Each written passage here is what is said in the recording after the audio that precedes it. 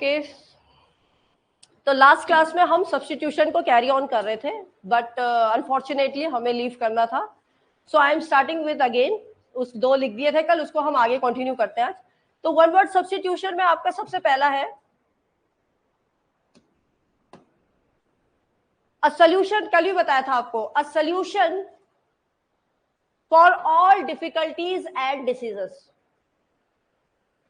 For all difficulties and diseases, मतलब हर बीमारी का एक इलाज, कहते हैं ना रामबाण, तो वो क्या है?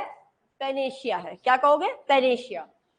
Belonging to the same time, मतलब एक ही समय पे होना, या कोई भी व्यक्ति एक ही समय पे होना, मतलब जैसे तुम सब एक ही समय पे और कहीं जगह पर भी कोई उसी पीरियड में होगा, तो उसको हम बोलते हैं समकालीन। हिंदी में हम बोलते हैं समकालीन, और अगर हम इंग्लिश में बात करें तो that is your contemporary, CONTEMPORARY। Something no longer in use, सब जानते हैं कोई भी ऐसी चीज जो अब रिवाज में नहीं है, मतलब अब उसका प्रचलन नहीं है। हम कहते हैं ना, जैसे हम बोलते हैं कीपैड वाले फोन की अगर हम बात करें तो आजकल कहाँ है वो यूज में, दे आर नाउ ऑब्सोलीट, अब प्रचलित है, तो उसे हम बोल सकते हैं ऑब्सोलीट। क्या बोलोगे? ऑब्सोलीट। ठीक है, हैव यू रिटन इट? एक बार मैं 2-3 मिनट का ही दूंगी स्क्रीन, अब क्योंकि आप लोग ऑफलाइन हो तो इसलिए देना पड़ेगा। आप लोग इसको जल्दी से टैली कर लीजिए। I am moving on to the next one, right?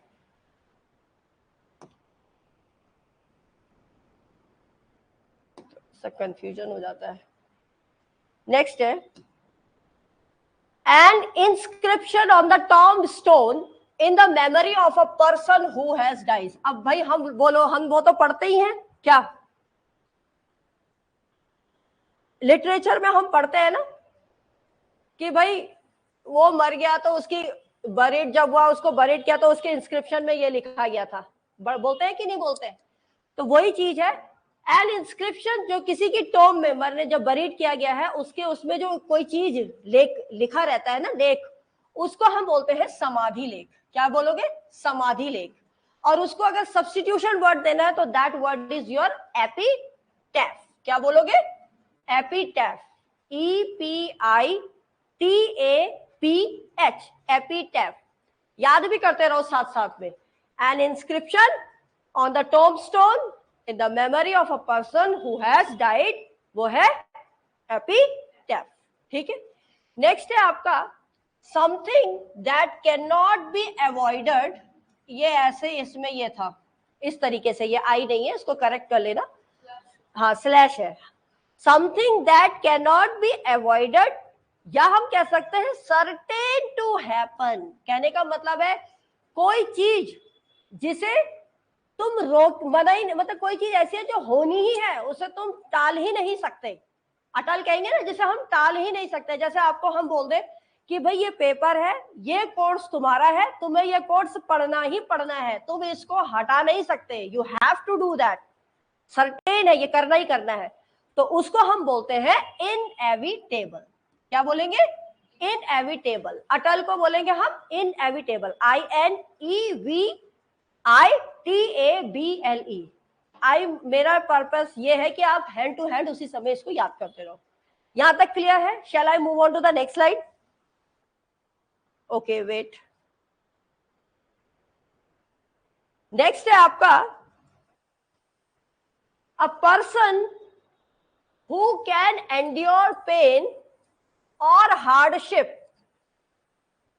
A person who can endure pain or hardship without showing his feelings or complaining. देखो ऐसा होता है, बहुत से व्यक्ति ऐसे होते हैं, बहुत परेशानी में होते हैं, समझते भी रहो, क्योंकि हमें रटना नहीं है, हमें इसे अंडरस्टैंड करना है। एक बार आप समझ गए तो आपको रटने की जरूरत ही नहीं है। तो मैं इसीलिए आपको उदाहरण से समझा रही हूँ। देखो ऐसे कई व्यक्ति ऐसे होते हैं, बड़े परेशानी में होते हैं, बड़ी तकलीफों में होते हैं, लेकिन आपको कभी उनके चेहरे से या उन लगेगा ही नहीं कि they are in such a problem, वो अपनी फीलिंग्स प्रॉब्लम मिल रहा है। तो हम कहेंगे ना भाई इसके अंदर उस चीज को करने का क्रेज बहुत है और बहुत सहन है, सहनशील है, कि इसके अंदर बहुत पेशेंस है, कि still he is doing that task, तो उसको हम बोलेंगे सहनशील व्यक्ति। और उसका जो वर्ड आएगा that is your stoic, STOIC, stoic. क्या बोलोगे? Is this clear to everyone? Moving on to the next. An extreme fear of being in a small confined place. देखो कुछ लोग क्या होते हैं, बहुत छोटी सी जगह होती है, फोबिया होता है actually. This is a phobia. Fear होता है ना, किसी को ऊंचाई का डर है, किसी को कॉम्पैक्ट जगह में. अब जैसे हम बोलते हैं भाई फ्लाइट में लाइट से, फ्लाइट नहीं, ये आपका जो क्या चलता है, ये लिफ्ट. लिफ्ट है, लिफ्ट में लाइट चली जाए, अपने आप ही लगेगा भाई अब क्या होगा. Nobody is there to help you. कभी कभी तो ऐसा भी होता है, वो जो अलार्म बेल होती है वो भी नहीं बजती. जब there is no light, how the connectivity would be. तो ऐसा ही वो एक जो फियर है, भी कॉम्पैक्ट छोटी सी जगह में का रहने में जो डर है, फियर है, उसको कहते हैं क्लॉस्ट्रोफोबिया. ये डर, डर से समझ जाओ कि ये क्या है, फोबिया की बात चल रही है. ठीक है, जहां डर आ गया, किसी चीज का डर, किसी चीज का डर मतलब फोबिया, तो उसको हम बोलते हैं क्लॉस्ट्रोफोबिया. CLAUSTROPHIA. यहां तक सबको क्लियर है? Any doubt till here? Shall I move on to the next? अब हम चलेंगे सिनोनिम्स पे, राइट? सिनोनिम्स.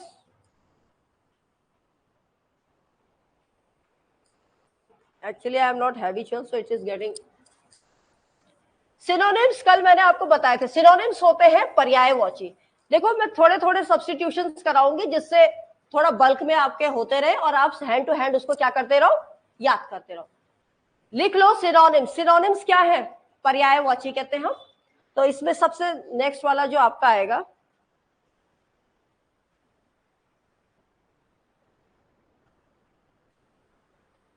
सबसे पहला है आपका क्लैस्ट्रोफोर.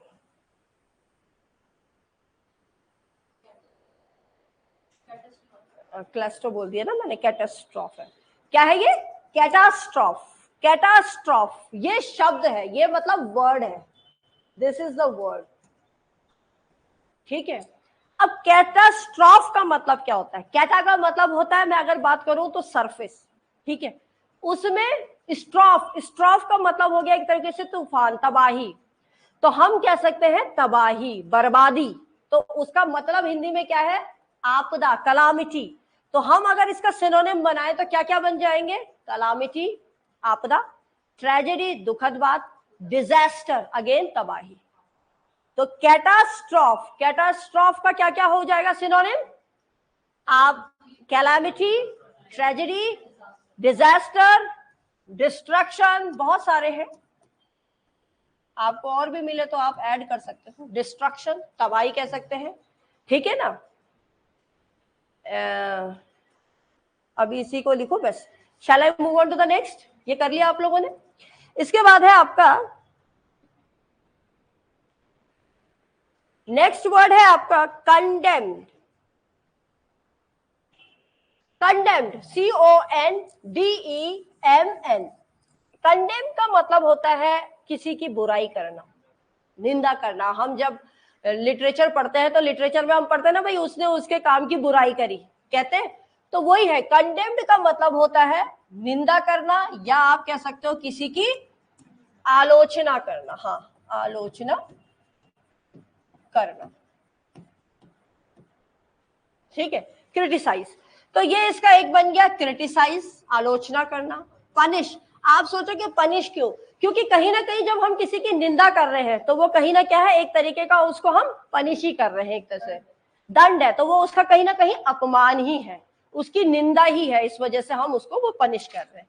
नेक्स्ट है डिनाउंस. डिनाउंस बहुत बार आता है जब हम लिटरेचर पढ़ते हैं. डिनाउंस आता है ना, जब हम लिटरेचर पढ़ते हैं, ऑथर की थियरी वगैरह पढ़ते हैं, तो उसमें आता है ना द डिनाउंस ऑफ दिस. तो डिनाउंस का मतलब होता है क्रिटिसिज्म.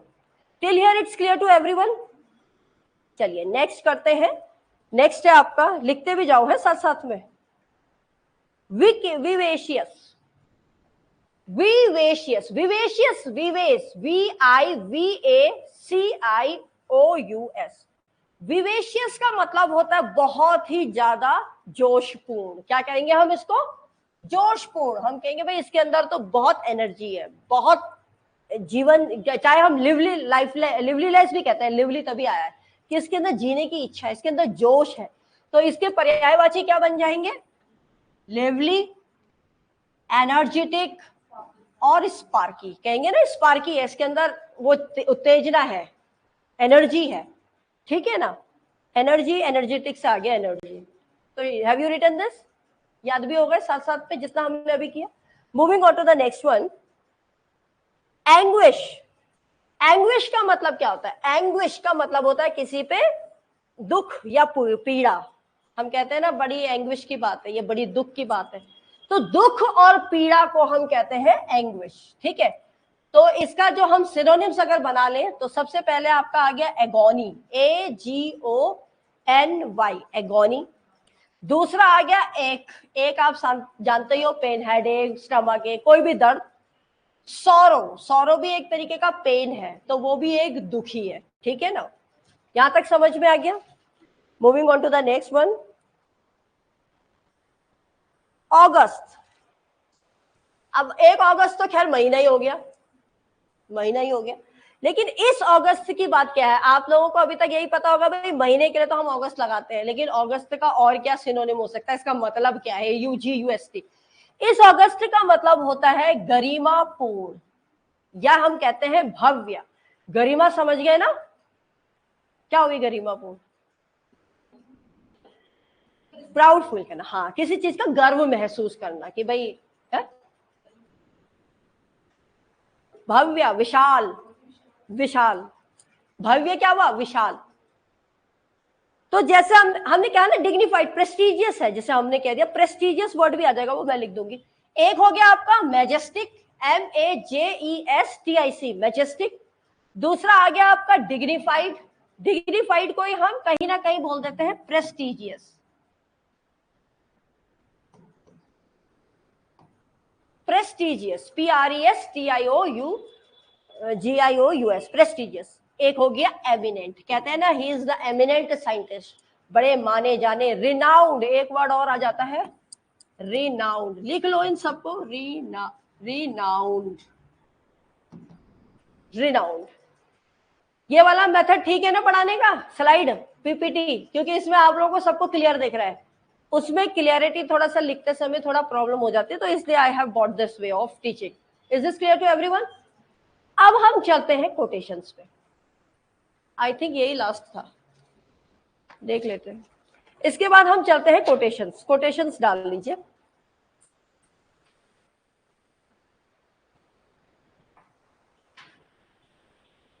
इसका एक डिलीट ऑप्शन भी होता होगा, जो सब एक साथ डिलीट मार दे। रवि करना पड़ेगा क्या?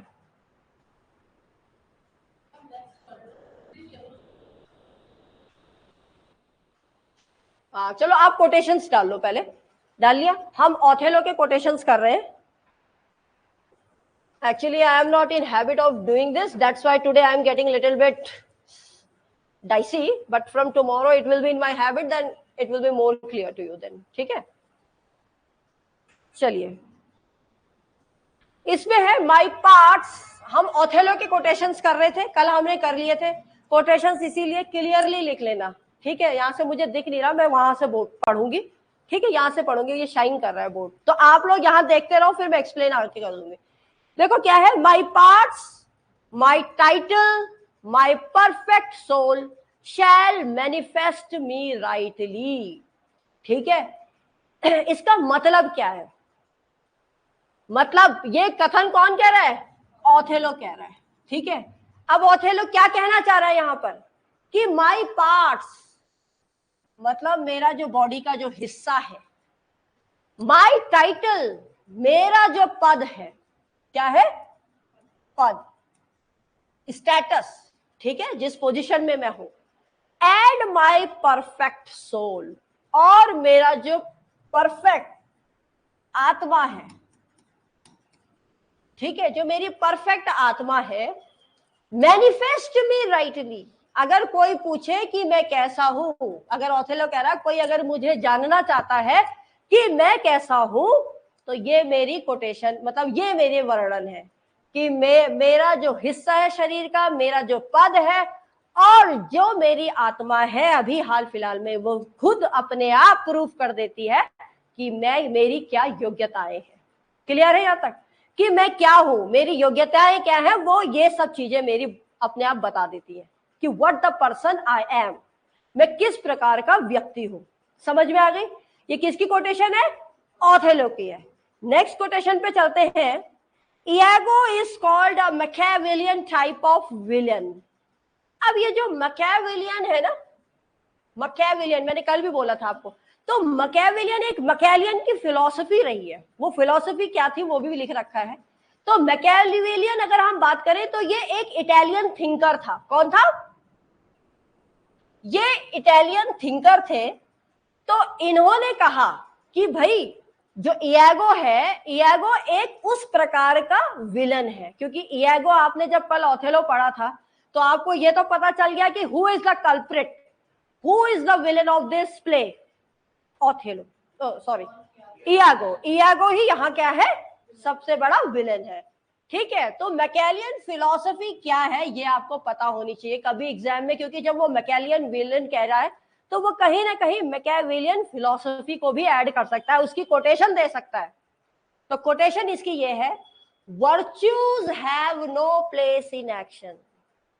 Virtues have no place in action. कहने का मतलब यह है कि कोई भी अगर ट्रेजेडी है, कोई भी अगर दुखद चीज है, तो वहां सद्गुण की कोई कीमत नहीं है। बात समझ में आई? कहने का मतलब अगर मैं बोलूं, सपोज सभी सोसाइटी में सभी बेकार व्यक्ति हैं, अगर एक व्यक्ति वहां अच्छा चला भी गया तो उसकी वो कोई इज्जत नहीं है, क्योंकि मेजॉरिटी किसकी है? बेकार लोगों की, गंदे लोगों की। शैल आई मूव ऑन? किसकी मेजॉरिटी ज्यादा है? गंदे लोगों की मेजॉरिटी ज्यादा है। तो उस एक आदमी की वो वैल्यू करेंगे? करेंगे? नहीं करेंगे। तो यहीं पर वो मैकियावेलियन फिलॉसफी यही कहती है कि जो वर्च्यूज है, जो ट्रेजेडी है, उसका प्ले में सद्गुण का वहां कोई एक्शन, कोई कार्य ही नहीं है। वहां तो वही खपेंगे जो बुरे होंगे। आगे बात समझ में? वही स्थान उनके होता। ट्रेजेडी में अच्छे लोगों की कोई स्थान नहीं है। वहां जितना तुम गिर सकते हो किस लेवल तक, वही है। तो ये बात समझ में आ गई कि नहीं आ गई? क्लियर है?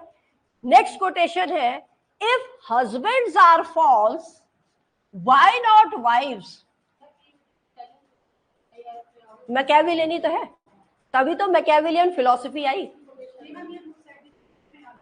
नहीं, ये मैकियावेलियन थिंकर का ही ये जो टाइटल है, ये टाइटल दिया गया है, और उसकी जो मैकियावेलियन का जो नाम दिया गया है, ये टाइटल करके आ जाएगा। जैसे इयागो को क्या कंसीडर किया जाता है, कैसा विलन माना जाता है, क्वेश्चन ऐसा आएगा।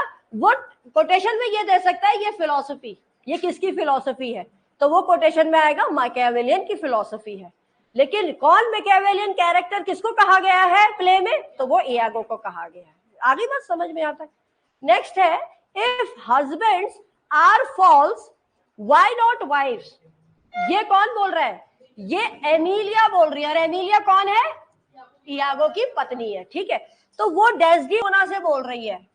और डेस्डेमोना से वो क्यों बोल रही है? क्योंकि वो आपस में एक अच्छे दोस्त भी है, भले ही एमिलिया उसकी लेडी इंचार्ज भी है ना, मेड भी है, लेकिन उसकी एक अच्छी बॉन्डिंग भी है, दोस्त भी है वो। तो वो फ्रैंकली उससे बात कर लेती है भाई, अगर, क्योंकि बीच बीच में जब आपको मैंने कल बताया था कि ओथेलो को उस पर शक होने लग जाता है, वो परेशान रहता है, लेकिन डेस्डेमोना को ये नहीं पता रहता कि ये मुझको लेके परेशान है। उसको ये लगता है कि हो सकता है भाई युद्ध बुद्ध है, अपने ही किसी मतलब वर्क में वो परेशान होगा, तो वो चिंतित होती है। तब वो ये, क्योंकि एमिलिया को ये तो पता रहता है कि Iago is doing something fishy, कुछ वो गड़बड़ कर रहा है, घोटाला कर रहा है, तब वो समझाती है अगर भाई हस्बैंड गलत हो सकते हैं तो बीवियां क्यों नहीं गलत हो सकती है? क्या अधिकार पति को ही है गलत होने का? ये कोटेशन वो तब बोलती है। समझ में आ गया? नेक्स्ट है, एग्जाम में आ जाता है कभी कभी कि ओथेलो में टेम्पटेशन सीन कब आता है। अब टेम्पटेशन सीन क्या है, लालच वाला सीन क्या है, वो क्या है? पहले तो ये समझ लो कि वो लालच वाला सीन आता है एक्ट 3 सीन 3 में। किस में आता है वो? ओथेलो प्ले में आता है। ठीक है, और लालच वाला सीन जो हमने बोला टेम्पटेशन सीन, इसका मतलब क्या होता है? इसका मतलब ये होता है कि इयागो को इतना ललचा देता है वो ओथेलो को, कान इतने भर देता है, इतने जस्टिस, इतने प्रूफ दिखा देता है कि वो अब कहीं ना कहीं किस पे शक करने लग जाता है? डेस्डेमोना पे। तो उसका पर्पस सॉल्व हो गया, उसने टेम्प्ट कर दिया, उसने अपनी तरफ अपनी बातों से उसको क्या कर दिया, प्रभावित कर दिया। इसीलिए इसको क्या कहा गया है, टेम्पटेशन सीन। कब आता है ये, act 3 scene 3, in which play, Othello. It's clear to everyone? Shall I move on to the next? Next है टू किल मी टुमारो। ये लाइन मैंने कल भी बताई थी आपको, kill me tomorrow let me live tonight. Kill me tomorrow let me live tonight, कि भाई मुझे कर मार लेना लेकिन आज की रात मुझे जिंदा रहने दो। तो ये बात कौन बोलती है, डेस्डिमोना बोलती है ओथेलो को, जब ओथेलो उसको मारने के लिए जाता है। समझ में आ गया यहां तक? क्लियर है? Shall I move on to the next one? Shall I? Next है I care not for thy sword. It is shining. I will dictate from here. I care not for thy sword. I will make thee known through I lost 20 lives. नहीं, अच्छा ठीक है, हाँ यही है, 20 lives. अब ये कौन कह रहा है, ये एमिलिया कहती है ओथेलो को। क्यों कहती है, अब देखो जब क्या होता है, हाँ जब ओथेलो, ये लास्ट सीन रहता है जब ओथेलो किसको मार देता है, डेस्डिमोना को मार देता है। तब एमिलिया आती है, एमिलिया कहती है मैं तुम्हें सच बताकर रहूंगी, चाहे मुझे मैं तुम्हारी तलवार की चिंता नहीं करती, मैं तुम्हारी तलवार की धार से नहीं डरती, चाहे इसके लिए मुझे 20 बार क्यों ना मरना पड़ जाए मैं वो भी तैयार हूं, लेकिन मैं सच्चाई बता के रहूंगी, चाहे भले तुम मुझे 20 बार क्यों ना मार लो। ये कौन बोलती है, एमिलिया कहती है। किसको कहती है, ओथेलो को कहती है। कब कहती है, जब वो डेस्डिमोना को मार देता है। कब है ये सीन, लास्ट सीन। आ गई बात यहां तक समझ में? Moving on to the next word, next quotation, I that am cruel am yet merciful, I would not have linger in thy pain. अब ये क्या कह रहा है, पहले ये कहता कौन है, ये कोटेशन है ओथेलो की है और वो डेस्डिमोना को कहता है। अब जब वो डेस्डिमोना को मारने के लिए जाता है तब वो कहता है भाई मैं तुम्हें वो कहता है ना, I that am cruel am yet merciful, मैं मानता हूं कि मैं बहुत क्रूर हो चुका हूं लेकिन मेरे अंदर अभी भी दया भरी हुई है, और वो दया इसलिए भरी है, इसीलिए I would not have linger in thy pain, इसीलिए मैं तुम्हें ज्यादा दर्द भरी मौत नहीं दे सकता, मैं तुम्हें तुरंत मार दूंगा जिससे तुम ज्यादा पेन में ना रहो। समझ में आ गई बात की नहीं? कि वो यहाँ पर डेस्डिमोना का बोलता है कि भले ही मैं इस समय क्रूअल हूं, क्रूर हो गया हूं, मैं तुम्हें मार रहा हूं, लेकिन फिर भी मेरे अंदर इतनी दया है कि मैं तुम्हें, कहते हैं ना तड़पा तड़पा के मारने वाली स्थिति नहीं रहेगी, मैं तुम्हें एकदम ही मार दूंगा।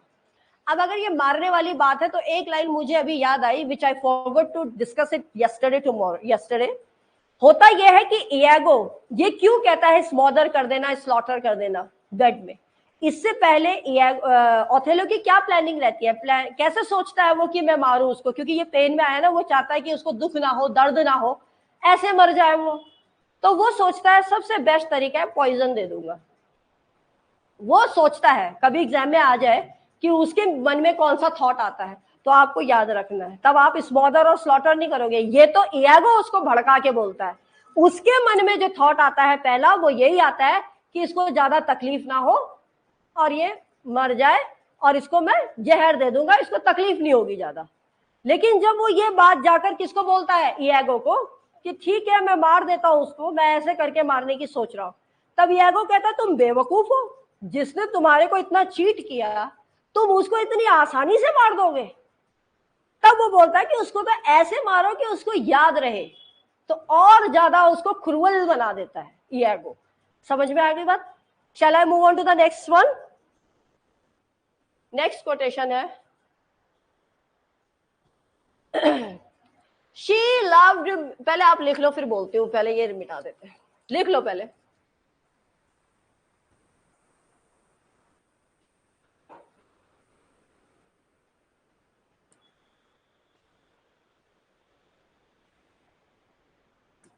She loved loved me for the dangers, दिख नहीं रहा है, आप लोग लिखो वहां से.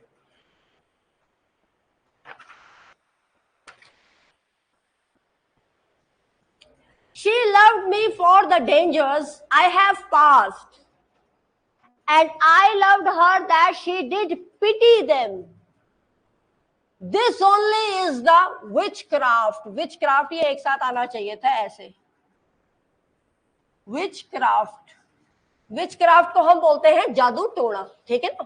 क्या बोलोगे? जादू टोना. जादू टोना बोलेंगे. ठीक है.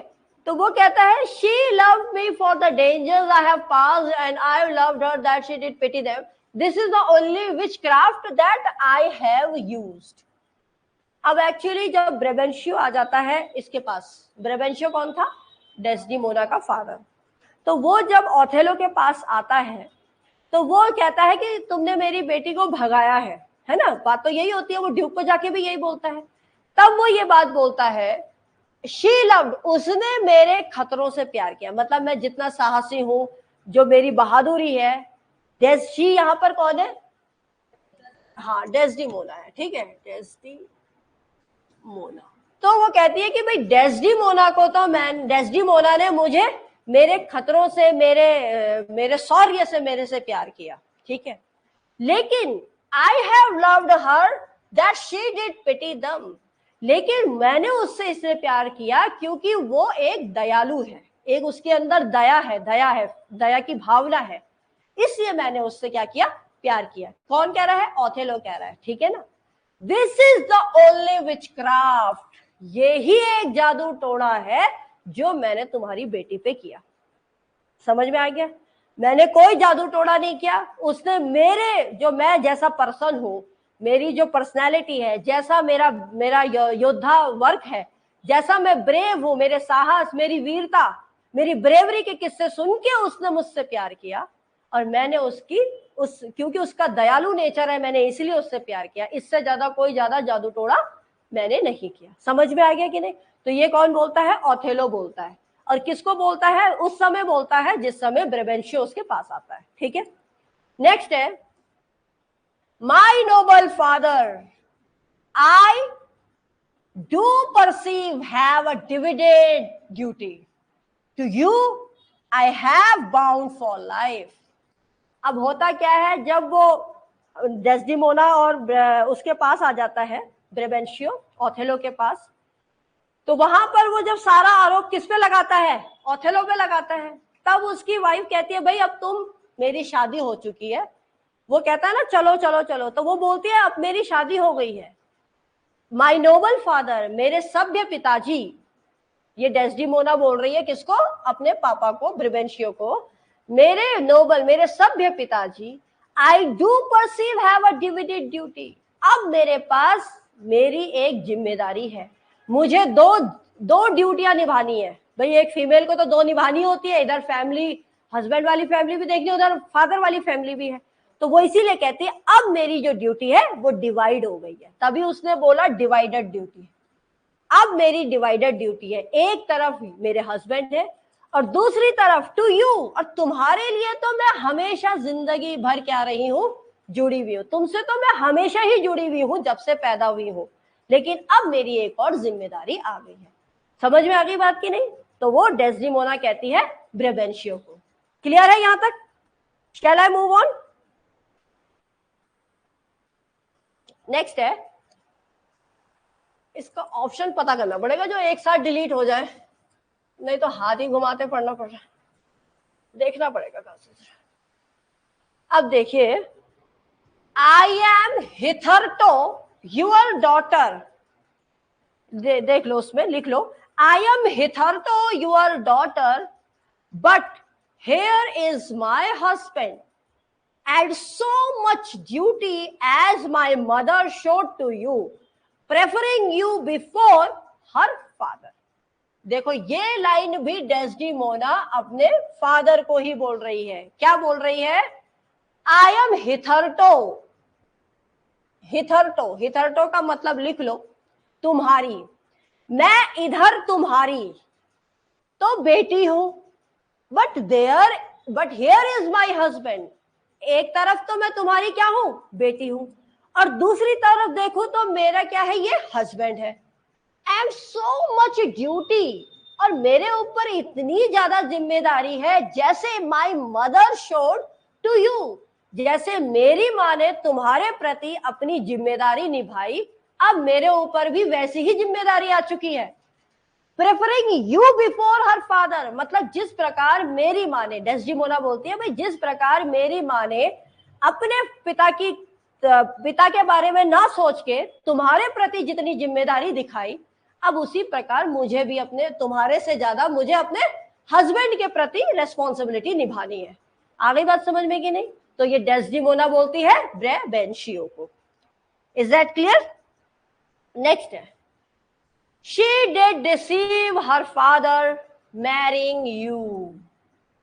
अब ये देखो, यहां कान भड़काने वाला काम बोल देता है, she did deceive her father marrying you। अब ये बात इयागो कह रहा है ओथेलो से।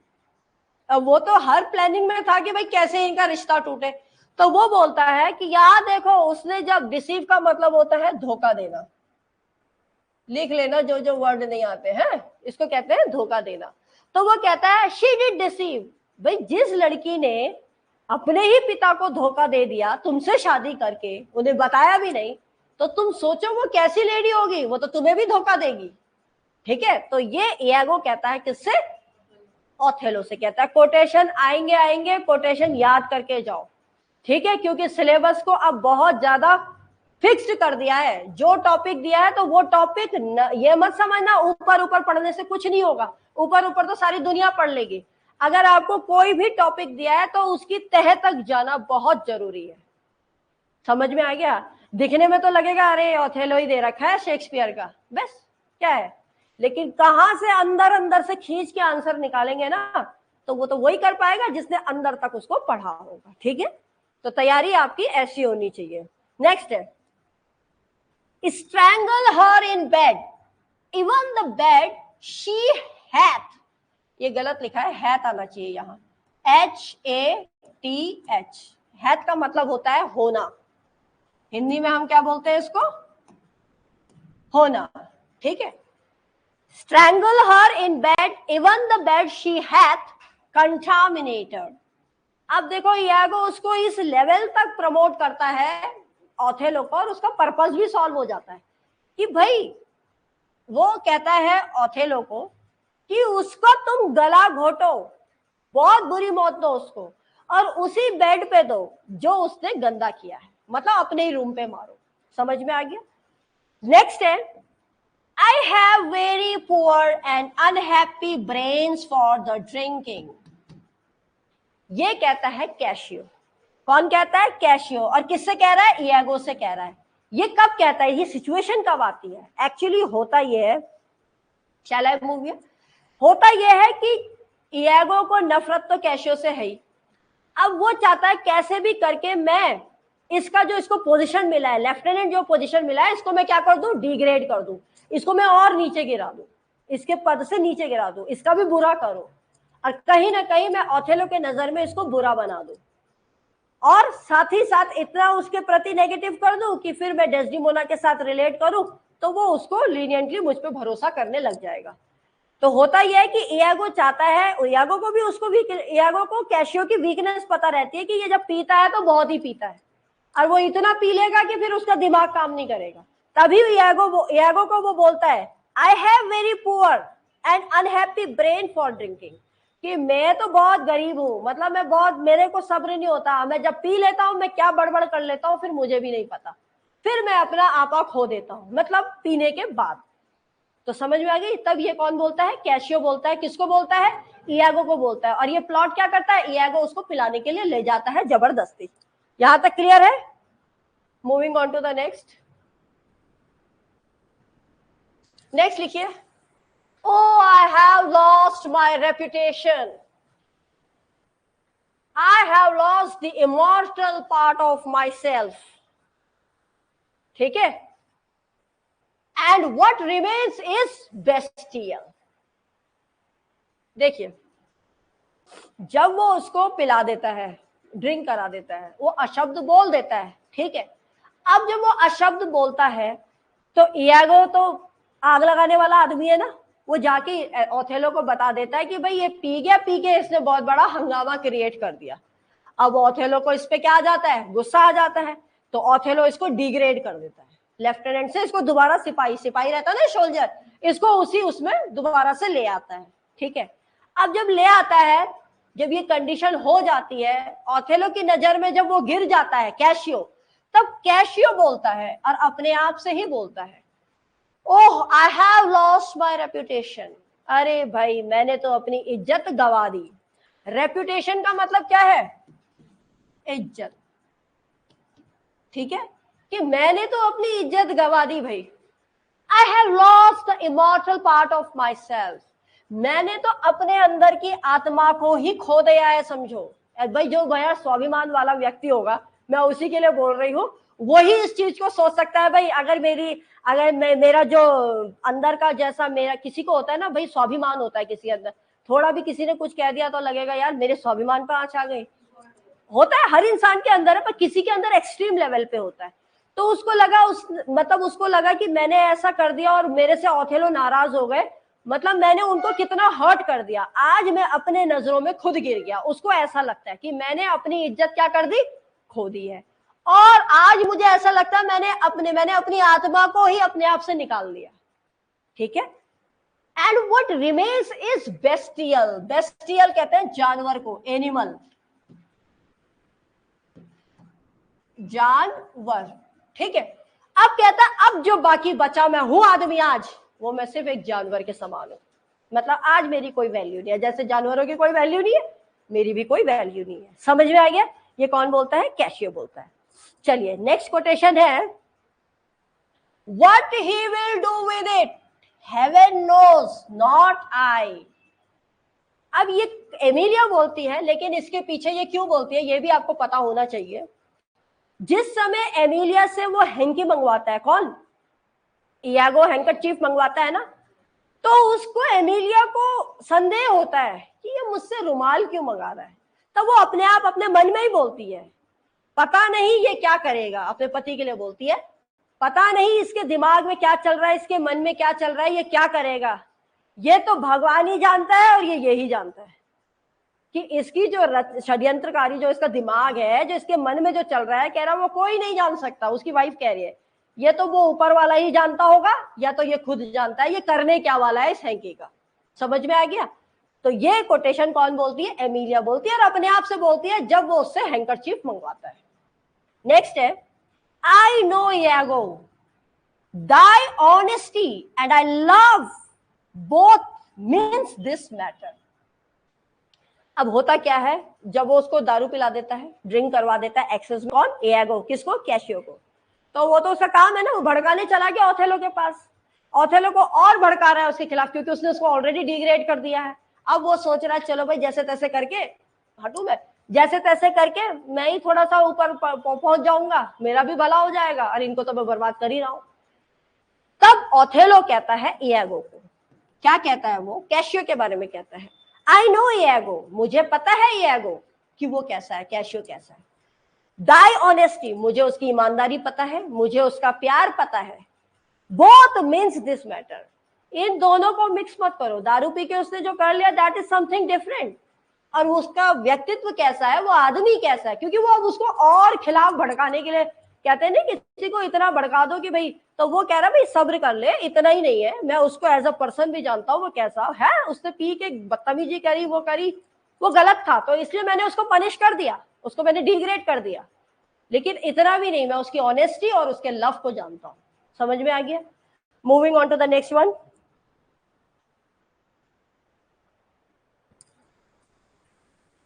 नो इयागो, लिख लो पहले जरा, तब तक मैं थोड़ा इसको मिटा देते हैं। ये कहता है, no Iago I will see before I doubt. No Iago मतलब कि ओथेलो बात कर रहा है इयागो से, वो यहां से तुम समझ जाओगे। आई विल सी बिफोर मतलब मैं पहले देखूंगा फिर मैं संदेह कर सकता हूं। ओथेलो कहता है इयागो को, जब इयागो डेस्डिमोना के खिलाफ भड़काता है वो सोचता है बोलने से तो ये मान नहीं रहा, ठीक है। तो वो तब बोलता है ओथेलो कि जिस दिन मैं स्पष्ट रूप से देख लूंगा, मुझे भी लग जाएगा हाँ भाई मेरी नजरों ने मेरे को देख लिया कि ये गलत है मेरी वाइफ, उसी दिन मैं विश्वास करूंगा। तो इसके लिए वो एक गेम प्लॉट करता है, वो भी आपको आना चाहिए। वो एक गेम प्लॉट करता है। कौन करता है? इयागो। अब वो क्या करता है देखो, बहुत षड्यंत्रकारी तरीके से, क्योंकि कैसियो जो है, अभी आगे कोटेशन कहीं आएगा कि कैसियो का जब डिग्रेडेशन हो जाता है, जब ओथेलो के नजर में गिर जाता है, तो उसको लगता है कि मैं ऐसा अपमान तो मैं नहीं सह पाऊंगा, मैं ऐसा आदमी नहीं हूं, मैं नहीं चाहता कि मेरा जो गुरु है वो मुझसे नाराज हो जाए। तो वो कहीं ना कहीं डेस्डिमोना के पास जाता है, और डेस्डिमोना से, क्योंकि डेस्डिमोना उसको भाई जैसा समझती है, वो डेस्डिमोना के पास जाता है और डेस्डिमोना से कहता है कि सारा रिलेशन पहले जैसा कर दो, मतलब जैसे मैं पहले ओथेलो के साथ मेरा व्यवहार था, जैसा वो मुझे अच्छा मानते थे, उसी प्रकार अब भी मेरा रिलेशन, और तुम ही ऐसा कर सकती हो और तो कोई नहीं कर सकता, आपकी बात तो वो मान जाएंगे। तो और जो डेस्डिमोना होती है वो उसको वो देती है, भरोसा देती है कि डोंट वरी, मैं बात करूंगी और सब पहले जैसा हो जाएगा। तो ये वो आपस में बात कर रहे होते हैं। ये एक कह सकते हैं सीक्रेट प्लान ही समझ लो, क्योंकि ना तो ओथेलो को पता है अभी, लेकिन इयागो बाहर से सब देख लेता है। तो वो सोचता है ये बहुत अच्छा टाइम है, ये दोनों बात कर रहे हैं, फ्रेंडली बात कर रहे हैं, उसको तो सब पता रहता है, वो भाई मान रहा है, कह रहा पर मैं इसमें थोड़ा सा नींबू का निचोड़ कहते हैं ना, थोड़ा सा तड़का डाल दूंगा तो क्या हो जाएगा, ओथेलो कन्विंस हो जाएगा। तो वो क्या कहता है, इयागो ओथेलो को जाके कहता है आपको मेरी बातों पे तो विश्वास नहीं हो रहा, अगर मैं आपको दिखा दूं तो? वो कहता है तब मैं विश्वास मान लूंगा। तो वो क्या करता है, वो कहता है एक कमरे में आप जाना, आप कैशियो के पास जाना, मतलब कैशियो के पास जाना, कैशियो से बात करना, आप देखना बाहर पे, मतलब गेट पे डेस्डिमोना खड़ी होगी, ठीक है। अब बाहर पे नहीं, सॉरी गलत बोल रही हूँ मैं, तुम बाहर पे खड़े रहना, मैंने गलत बोल दिया, सॉरी। उसको बोलता है ओथेलो को कि डेस्डिमोना और उन दोनों की आप आपस में बातचीत सुनना, और आप बाहर पे खड़े रहना, आप उनकी बात से आइडिया लगा लोगे कि हाउ इंटीमेट दे आर, उनका कितना गहरा रिलेशन है। तो वो कहता है चलो ठीक है, क्योंकि उसको भी पता है बात तो वो कर रहे होंगे किसकी, कि ठीक है भाई मैं तेरा इलाज करा दूंगी, बात तो ये हो रही है। अब सपोज बहुत बड़ा हॉल है, दूर जाके डेस्डिमोना और कैशियो अकेले में अगर बात कर रहे हैं इस संदर्भ में, क्योंकि ये सीक्रेट प्लान है, तो अगर ओथेलो खूब दूर भी खड़ा है तो उसको क्या उसकी बात सुनाई देगी? बस वो हंस हंस के आपस में बात करेंगे, वो यही एक्टिविटी देख सकते हैं। तो वो कहता है भले तुम्हें कुछ सुनाई ना दे, इयागो ये भी बोलता है, पर तुम उनकी एक्टिविटी से तो आइडिया लगा ही लोगे कि वो क्या है, कितने फ्रेंडली है वो आपस में। तो जब वो उसको भाई जैसा मानती है, तो वो उसको, जब वो बात कर रही होती है, वो जाती है दोबारा कहती है मैंने बात करी है, ओथेलो मान भी जाता है, ओथेलो मान भी जाता है। तो वो कहती है कि भाई आपस में, कैशियो को कहती है अब सब पहले जैसा हो जाएगा, तो वो आपस में हंस के बात करते हैं। तो होता क्या है, तो वो थैंक्स करने के लिए थोड़ा कैशियो क्या कर देता है, हाथ पकड़ लेता है किसका, डेस्डिमोना का, कि थैंक यू भाई, बहन की तरह कि तुमने मेरी मदद करी। तो यहीं पर वो एज अ उसको जो उसका जो फिजिक है, जो वो फिजिकल देख रहा है, वो उस पर भरोसा कर लेता है। कौन?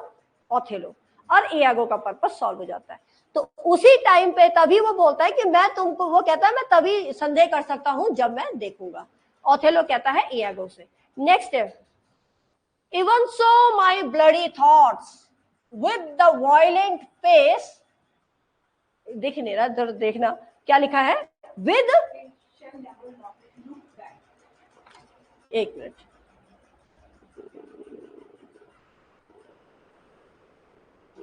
आगे है ना, with even, sorry, even से, even so my bloody thoughts with violent pace shall never look back। अब क्या कहता है वो, जब ओथेलो को पता चल जाता है, अब उसको विश्वास हो जाता है कि भाई सही बात है, या वो सही कह रहा है, तो अब वो बोलता है, अपने मन में ही सोचता है कि अब मैं इतना, अब मेरे अंदर ऐसा क्रूर विचार आने लग गए। वो कहता है मैं जितना भला था, जितना मैं डेस्डिमोना के लिए समर्पित था, अब मैं उतना ही ज्यादा क्या हो जाऊंगा, ब्लडी हो जाऊंगा, उतना ही ज्यादा क्रूर हो जाऊंगा, और उसके बाद मैं पीछे नहीं हटूंगा। मतलब फिर मेरे अंदर वो इमोशंस नहीं आएंगे। एक बार उसको लगता है कि वो मेरे को चीट कर रही है। अब उसको प्रूव हो जाता है तो अब कहता है अब मैं उसको मतलब इस लेवल तक क्रूर हो जाऊंगा कि अब मैं उसकी बातों पे फिर फंसा के वापस नहीं आऊंगा। तो वो बात कहता है ओथेलो को। ठीक है, नेक्स्ट है, then must you speak of one that loved not wisely but too well. Sir, best give me 5 minutes, sir. भाई क्लास कल से वो कहता है, देख लो 2 minute. Then must you speak of one that loved not wisely too well.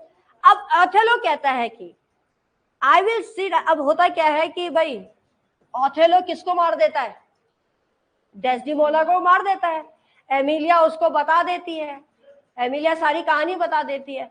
तो अब उसको लगता है कि भाई मैंने तो वाइजली वो ये भी कहता है कि अब इंसान जो मेरे मरने के बाद ही लोगों को पता चलेगा कि मैंने उसको कितने ईमानदारी से प्यार किया। किसको? और ये मिसाइल फिर लोगों तक पहुंचेगी। मैंने गलत तो कर दिया, उसने मेरे साथ चीट नहीं किया, लेकिन अब मेरा पश्चाताप क्या है कि अब मुझे प्रूव करना है कि मैं उसको कितना लव करता हूं। तो वो कहता है मुझे भी मरना पड़ेगा जिससे कि फ्यूचर में लोग कहें कि इसने उसके लिए उसका कितना प्रेम था कि उसने भी अपनी जान उसके लिए दी, दुनिया को बताने के लिए। क्लियर है? यहां तक समझ में आ गया? मुझे लगता है यहीं तक है, शायद हो ही गया। चलो हो तो गया कम से कम। ठीक है, यहां तक हो गया है। कल मैं सर से बात करती हूँ, 10 से 10:05 भी हो सकता है, पर हम पूरी प्रॉपर 1 आवर की क्लास को करेंगे कंटिन्यू, और थोड़ी स्लाइड्स ज्यादा बना के लाऊंगी। ठीक है, tomorrow which is the day, क्या है कल? वेडनेसडे, थर्सडे, फ्राइडे, सैटरडे को हम ग्रामर की क्लास करेंगे। ठीक है, सैटरडे को ग्रामर में मैं आपको, अच्छा तुम लोग मुझे कहते थे ना कि कौन बोल रहा था कि मैम एक दिन पहले बता दिया करो आप कल क्या पढ़ाओगे। अभी तो ओथेलो ही चल रहा है, अभी इसके थोड़े कोटेशन और हैं। यस, मोस्ट प्रोबेबली मैं सोच रही हूँ ओथेलो मुझे लगता है कल कंप्लीट हो ही जाएगा। कुछ इंपॉर्टेंट क्वेश्चंस भी हैं, वो भी मैं दे दूंगी आप लोगों को, है ना। 2 स्लाइड्स,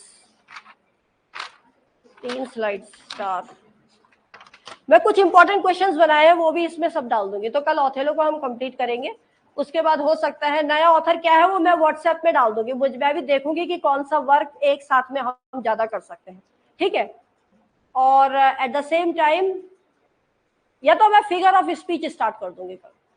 ठीक है, वो उसको तुम ग्रामर में मत समझना, उसको लिटरेचर में समझना। फिगर ऑफ स्पीच भी साइड चलती रहेगी, क्योंकि वो तुम्हारे दोनों जगह मतलब वो काम आएगी तुम्हारे एग्जाम में, है ना। वो इंग्लिश लैंग्वेज के यूजेज में दिए, तो क्योंकि फिगर ऑफ स्पीच भी बहुत सारी है, तो वो भी मैं स्लाइड बना के एक एक करके विद एग्जाम्पल, बहुत सारे एग्जाम्पल्स आते हैं उसमें, तो हम एक एक करके फिगर ऑफ स्पीच को भी मैं कंटिन्यू कर दूंगी। इधर ओथेलो और फिगर ऑफ स्पीच, 2 चीजों को हम साइमल्टेनियसली चला सकते हैं।